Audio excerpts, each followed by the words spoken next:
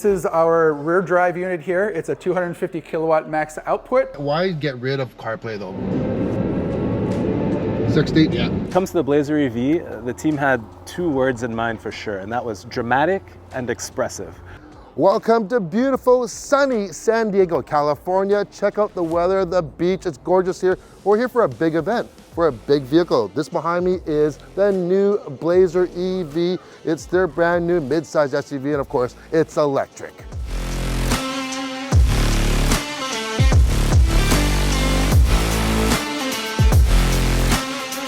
On the exterior, the new BLAZER EV definitely has that BLAZER DNA. However, you have a more futuristic look, and this vehicle is quite a bit larger than the regular gasoline BLAZER. Wheelbase is up to 122 inches or 3,100 millimeters. And you know what's interesting is that coming out soon will be the Kia EV9, which is a 3-row SUV that shares almost identical wheelbase dimensions as well as the exact same width, and that actually has 3 rows of seats. So that gives you an idea of the size of it. On the front, it looks really wide. You have that daytime running light that extends across the entire front of the vehicle. People will definitely see you coming when you're driving this BLAZER. It's wide, it's long, and it's a little bit lower than the gasoline BLAZER. Open up the front hood or the frunk and you will find a plastic cover. Unfortunately, there is no additional storage on the front of this EV.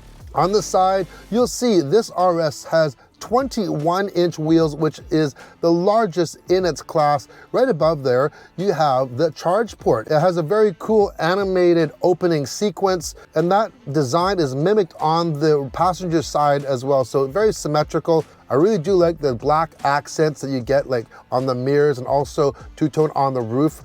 You'll see here that back almost has that floating roof design. I love how it's notched out. There is a rear wiper back there for bad rainy days, and of course a nice LED light treatment in the rear as well. Overall, I think they did a great design job on the exterior of this new BLAZER.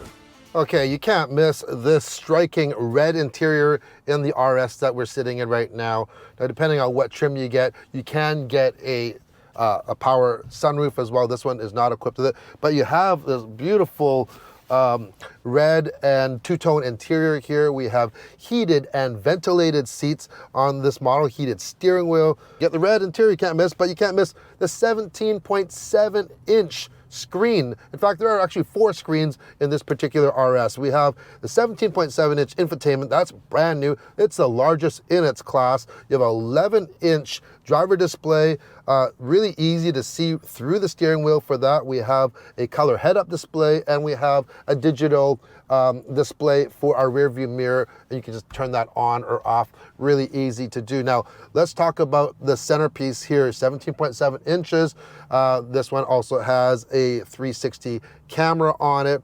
It's very, very easy to configure, and it's quite intuitive, this system, and it's quick. We had a full tour of this system with Chris from General Motors. We're just gonna touch on it a little bit, but if you wanna find out more about this, I will leave a link in the video description. We have what we call our smart controls, and those smart controls are actually, first off, they're persistent, meaning whatever app you're in, whatever screen you're in, those controls are always there. And he goes in depth on this system, but one big thing with this new system is no Apple CarPlay, no Android Auto. That is right, none at all. So what's it like, and why did they do that? Well, their reasoning, they said, is for better integration of using this is what's called Google built-in. So you do have, you have your Spotify and you have, your regular Bluetooth, but you don't get the whole CarPlay or Android Auto experience. And we've been driving this for a couple days now, and I have to say, I'm getting used to it, but I'll give you my final, feedback at the end of the video here on that system. So yeah, just be aware of that. I like how General Motors has retained some of the classic features, like the round air vents, also real, tactile knobs and buttons for the heating and defrost. That's always a big plus. And what's so cool, the volume knob, there's a screen behind it, so the volume knob is actually built right into the screen, and when you turn it up, you can see the levels actually turn with it, which is quite unique. We also have power seats with memory on here, lots of storage. This middle trough area is quite deep for sure. You have USB-C connections, wireless charging, more storage. Once again, very deep storage down here, another USB-C back there. And speaking of back, when we get into the rear, here's a couple of videos of people. This gentleman is 6 foot tall, and you can see he actually fits in the back seat without his knees touching. Lots of room for his feet as well. And yeah, so you can easily fit 3 people back there, and that's the advantage of having this Ultium EV platform. It's completely flat, the floor, and you get a lot of room here. When we talk about cargo room, the rear hatch is available in a proximity power hatch. So just think Hyundai and Kia, where they use the smart trunk, where when you stand beside it with the key fob, if you stand there for like 3 to 4 seconds, it beeps, and you're still there, it will automatically open. You can enable or disable that. Open that back up. Lots of room, and you can, of course, you can fold the seats down for extra room there. Underneath there is also storage. You'll see it comes with a dual head charger. So level 1 and level 2, you can just change that head and plug it in. If you have a dryer plug, for instance, in your garage, just use that, just plug it in. That's it. You don't even need a charger. So you can store lots of things underneath there. There is no spare tire. You do get a tire mobility kit. And of course you have OnStar if you really want to call someone for help. So let's go for a drive. And just like a lot of other electric cars now, this Blazer EV, there's no start stop button. There's no key, of course. All you do is press the brake pedal and it just comes to life, and off you go, just like that.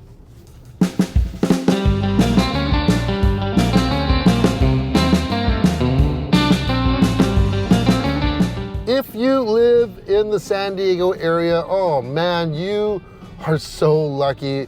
It's so gorgeous here. It's just absolutely beautiful. Just gotta get that out of my system right off the bat. We've driven everywhere. We've driven all the way up to like Juliet, up to over 5,700 feet, and we've come down, and we're in the city. So there are quite a few different power plants that you can get for this new Blazer EV. As we found out when we did a full powertrain tour with GM's Patrick there. I will leave a link in the video description for that full video if you want to check out everything about the platform and all the motors and stuff like that. But because of this Ultium platform, they're really able to customize and do so many different powertrain options. So get this. This is quite odd though, I think. You can actually get, not right now, but there will be a front wheel drive only version, a rear wheel drive only, which we did drive, an all-wheel drive version. So we got front, rear, and all-wheel drive, all the separate vehicles, and then an all-wheel drive high performance one, which will be the SS. So the front wheel drive and the SS are not available yet. They will be coming shortly though, just shortly after launch. Along with the powertrains, of course, you get different size batteries. So let's just start off with what we're driving right now, which is the all-wheel drive. It's an all-wheel drive with an 85 kilowatt hour battery. It has a range of about 450 kilometers or so. And yeah, horsepower is rated at 288 horsepower and 333 pound-feet of torque. So we were in the mountains and stuff. It has enough to get around for sure, but if you want straight out acceleration, it's not the quickest, and it's because that drive motor for that rear all-wheel drive is fairly small, and we found that out when we did our little tour there. Up from that, you get into a larger battery, which is 102 kilowatt hours, and you go into the rear wheel drive version. Now the rear wheel drive version actually has more horsepower than the all wheel drive version, and that's something that's not commonly seen. Normally when you get a 2-wheel drive version, it's usually the less powerful version, and then the all wheel drive has the most. So that gives you 340 horsepower and 325 pound-feet of torque. A little bit less torque, but you get a lot more horsepower, and it really is noticeable. We have taken both of those vehicles out for a drive. You know, like let's say for this particular one with the smaller battery, you're looking at, you know, 0 to 60 time, we tested it. It's about around, you know, just over 6 seconds.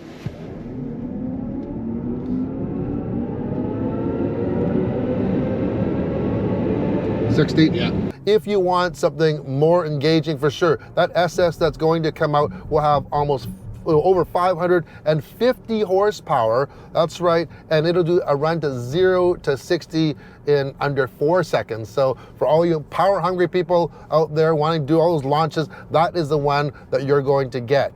Now, if this all sounds a little bit familiar or similar to the Cadillac Lyriq, well, it's because it is essentially the same drivetrain. Not this one, this all-wheel drive, because the all-wheel drive version of the Cadillac is similar basically to what the SS will be. But the long-range rear-wheel drive version is like the Blazer, so 340 horsepower and 325 pound-feet of torque that you get. You have different drive modes, of course. You have available Super Cruise, so if you want to do fully autonomous highway driving, you're able to do that with the new BLAZER EV. The BLAZER EV is equipped with what General Motors calls their own version of a heat pump, so a lot of thermal management going on with the battery, taking heat out or putting it back in. There is also preconditioning, so if you want to get your battery at optimum temperature for DC fast charging, you can do that by either entering a destination for a fast charger with the navigation, or there is a manual way to precondition as well. And I absolutely love the fact that you can do it without entering a destination. So if you want to harness some power back to the battery, of course, there's regenerative braking. Love how manufacturers give you the option, and that's what General Motors has done.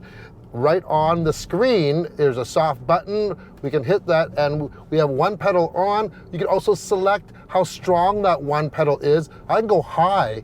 Now you have to press quite a bit, but when I release, it's going to come to a complete stop, and it's actually very smooth for a one pedal drive experience. You know me, I'm not a big fan of one pedal, but you can actually drive this one quite smooth for sure. Also, I don't know if General Motors was one of the very first, but on the left side, we actually have a regen on demand. I'm just going to pull that left paddle, and it's going to give us almost maximum regen. And it's actually quite nice. So if you don't want to be in one pedal driving, but on occasion, just like I did there for a stop sign, I just want to use that pedal, it's going to use the regen instead of using the friction brakes. Here we go. And we're going to try out the turning radius on here. It's actually fairly agile for a large vehicle. You know, remember, this is a mid-size SUV. It's quite a bit longer than the regular BLAZER, and yeah, you are driving something quite substantial. And that's what a lot of people like about, you know, SUVs and crossovers here. You know, you have a nice step in height, you ride up higher on here, get a good visibility, and yeah, this is what people want. This is what sells. The vehicles that we drove do not have adaptive suspension. I think it'd be nice to see what it would be like. I found on some roads on this particular version, which is the smaller 85 kilowatt hour battery, it was a little bit on the bouncy side, a little bit, but overall, I like the spaciousness of the interior here. Lots of headroom. You know, we showed you, you know, like a 6-foot person in the back, no problem at all. Lots of room for your cargo, and yeah, I think it's been quite enjoyable. I've started getting used to this Google system. One thing I do like about this Google built-in, when you're using the navigation and you enter in a destination, with the turn-by-turn, you also get the percentage of where your battery will be at arrival. And that's always great to know, especially when you're doing route planning.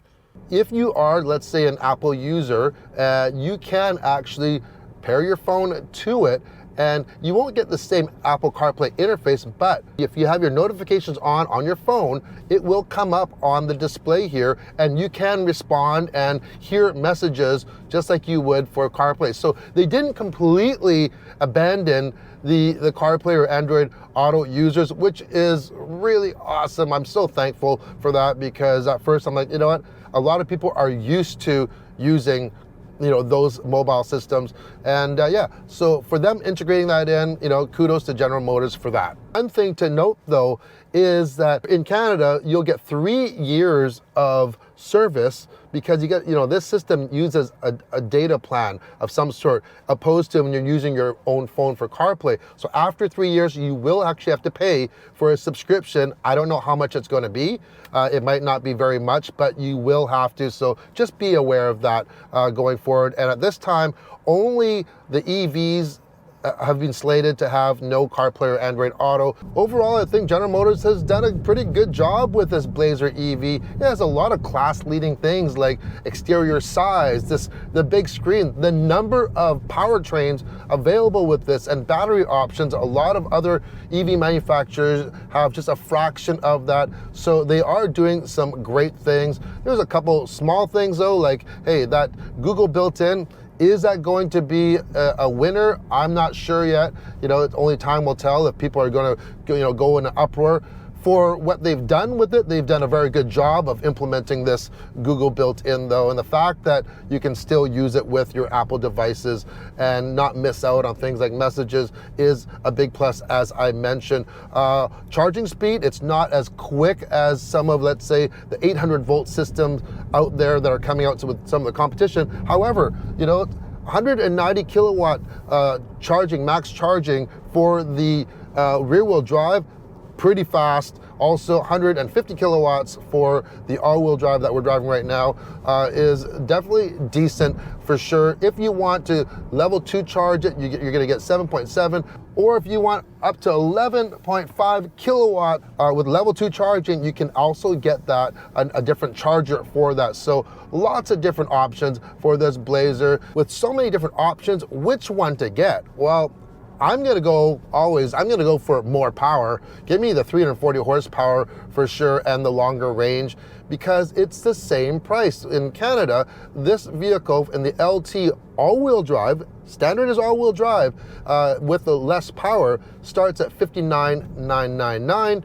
and you bring it up another $10,000 to $69,995, and you're actually gonna get either the all-wheel drive RS, which is a sportier version, or the rear-wheel drive RS. The difference is the all-wheel drive gets a smaller battery, rear-wheel drive gets a bigger battery and more horsepower. So you're gonna have to decide which is more important to you. If you don't need the maximum range and you don't, and you want all-wheel drive, go for that all-wheel drive system. The one thing that I've got to really factor in though, depending on where you live. Now, if in Canada, if you can get all the rebates, the LT and the RS qualify for the EV rebate, and that's a big bonus. You can save anywhere from $7,000 to $10,000 off that vehicle. The SS will not qualify for that, but if you don't qualify, then you have to think about, okay, for the price for an RS rear-wheel drive for $70,000 with no rebate, for instance, depending where you live, that is essentially the same price as a Cadillac Lyriq in the base trim. Now, if you add on a luxury package, which would be kind of similar to what this RS is equipped with, with the surround view camera and everything else like this, you're going to add on about another $5,000 for $75,000 for that Lyriq. And I got to say, I'm a big fan of that Lyriq, and I might splash out the extra $5,000. However, if it comes down to the rebate, hey, we're talking that's an extra $15,000 because I'm missing out on that rebate. So it's all going to depend on where you live. So make sure to check with your local GM website to see what's available in your area and what kind of rebates that you can get. So Chevy really has got you covered if you're looking at getting into an EV and you want something in that mid-size space. They've been very successful with their other EVs like the Bolt and even their plug-in hybrids like the Volt. And I think this is the next step up. It's a great progression that they've done here. And I'm looking forward to seeing what else they come out with, especially that Equinox and that SS version. So I hope you enjoyed the video. Hope to see you soon on Everyday Reviews. Make sure like and subscribe. Bye.